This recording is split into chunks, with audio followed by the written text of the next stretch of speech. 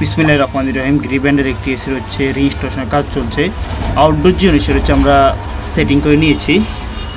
এটা হচ্ছে আউটডোর যে ইউনিট সেটার যে কন্ডিশন, সামনে দুইটা রয়্যাল বোল্ট আর পিছনে হচ্ছে একটা রয়্যাল বোল্ট আমরা দেই।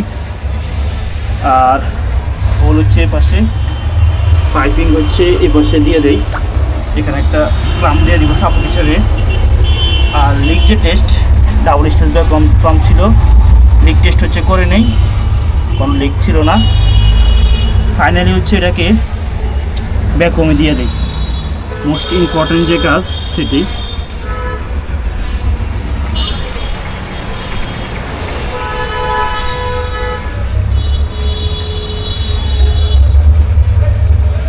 ব্যাকহোমের কাজ শেষ হয়ে গেল, অতপর হচ্ছে সার্ভিস ওয়্যারের মধ্যে যে রিলিজ করে দিব